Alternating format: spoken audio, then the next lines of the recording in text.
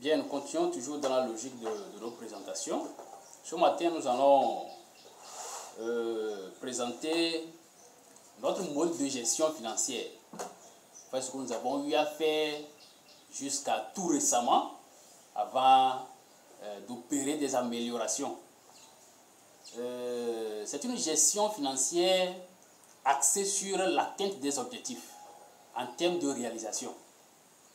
Donc, une gestion financière axée sur l'atteinte des objectifs. Quand on y creuse, peut-être ça fait partie des défaillances, parce que c'est une gestion beaucoup plus sociale, une gestion beaucoup plus sociale, peut-être même philosophique, que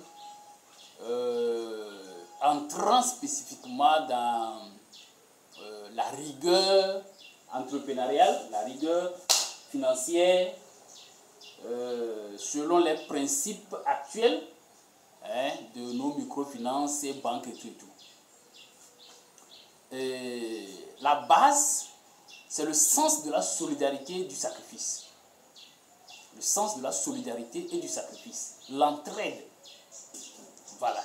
C'est l'entraide au fond de la chose.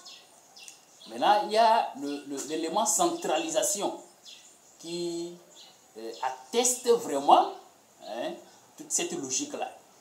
La centralisation consiste à considérer une caisse unique.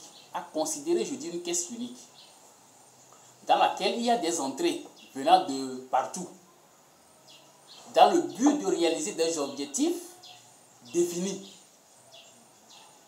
pour tous. Donc, dans cet objectif pour tous, chacun a sa part à jouer à des moments bien définis, selon des montants bien définis. Donc, on voit par rapport à la caisse comment pouvoir réaliser, comment pouvoir évoluer pour atteindre les objectifs de façon globale en atteignant les objectifs spécifiques donc de chacun. Voilà.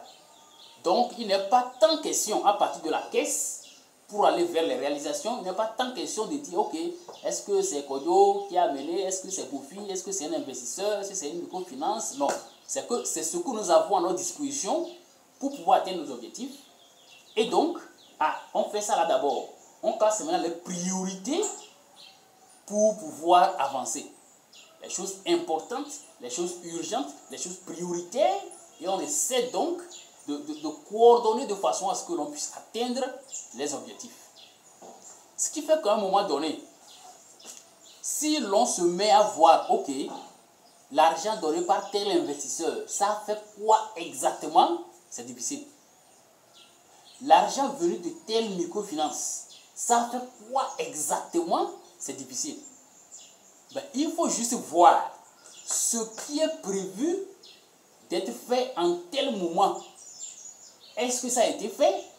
Là, c'est vérifiable de façon très stricte et quantifiable. On pourra voir, ok, ça n'a pas pu être réalisé à sa hauteur, ça a été réalisé au-delà même de l'attente, etc., etc., etc. Mais en termes d'argent, là, argent, c'est argent, point barre. C'est de cette façon que nous avons évolué jusqu'à tout récemment. Argent, c'est argent. Maintenant, comment faire aussi pour que chacun, en tant que personne ou en tant que structure dans l'ensemble du réseau, comment faire en sorte que, quand le moment va arriver pour pouvoir donner satisfaction à tel investisseur, pour qu'on puisse le faire.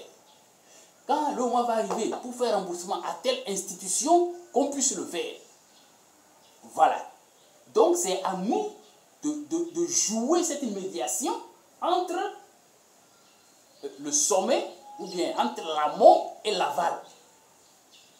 Il faut comprendre un peu le fonctionnement de Haïti dans ce sens et pour mieux appréhender certaines choses. Je vous remercie.